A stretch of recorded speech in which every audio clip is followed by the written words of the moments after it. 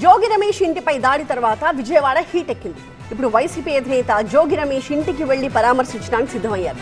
అయితే జగన్ పర్యటన route map Vijayawada నుంచే ఉంటుంది అని వైసీపీ ప్రకటించడం, పోలీసులు కాదు వేరే మార్గాన్ని చూసుకోవాలి అని చెప్పడంతో ఆయన పర్యటన ఎటు నుంచి సాగుతుంది అన్నది ఆసక్తికరంగా మారింది.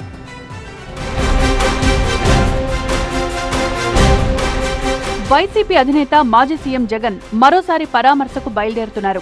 మొన్న అంబటి రాంబాబు ఇంటికి వెళ్లి వారి కుటుంబ సభ్యులు పరామర్శించిన జగన్ ఇప్పుడు జోగి రమేష్ ఇంటికి వెళ్తున్నారు. ఇటీవల టీడీపీ అభిమానుల దాడిలో ఇల్లు ధ్వంసం కావడం, ఆ సమయంలో కొందరు కుటుంబ సభ్యులు ఇంట్లోనే ఉండడంతో పెద్ద వివాదమే చెలరేగింది. అయితే జోగి రమేష్ ఇంటిపై దాడిని ఖండించిన వైఎస్ జగన్ ఇవాళ ఆయన ఇంటికి వెళ్లి పరామర్శించడానికి సిద్ధమయ్యారు.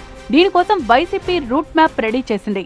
తాడేపల్లి నివాసం దగ్గర నుంచి బయలుదేరి కనకదుర్గ వారధి, బస్టాండ్, భవానీపురం, గొల్లపూడి, గుంటుపల్లి, తుమ్మలపాలెం ద్వారా ఇబ్రహీంపట్నం వెళ్లి జోగి రమేష్ ఇంటిని పరిశీలించి కుటుంబ సభ్యులను పరామర్శించాలని రెడీ అయ్యారు.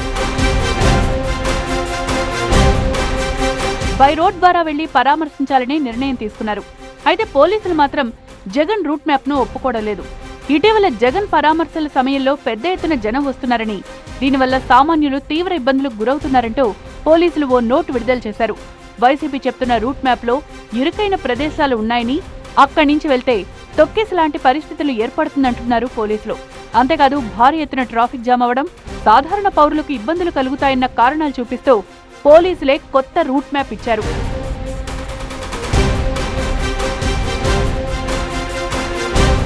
జగన్ పర్యటన తాడేపల్లి నుంచి వెస్ట్ బైపాస్ మీదుగా నల్లకుంట, గుంటుపల్లి, తుమ్మలపాలెం, ఇబ్రహీంపట్నం వెళ్లాలని చెప్తున్నారు పోలీసులు. అయితే కాసేపట్లో మొదలు కాబోయే జగన్ పర్యటన ఎటువైపు నుంచి సాగుతుంది అనేది ఆసక్తికరంగా మారింది. ఇటీవల గుంటూరులోని అంబటి రాంబాబు ఇంటికి వెళ్లే సమయంలో 50 కిలోమీటర్లు కూడా లేని పర్యటన ఉదయం నుంచి సాయంత్రం వరకు సాగడం, ఆ సమయంలో హైవేపై ట్రాఫిక్ జామ్ అవ్వడాన్ని పోలీసులు ప్రస్తావిస్తున్నారు. జగన్ విజయవాడ లోపల నుంచి కాకుండా వెస్ట్ బైపాస్ ఉపయోగించుకుని వెళ్లి రావాలంటున్నారు పోలీసులు.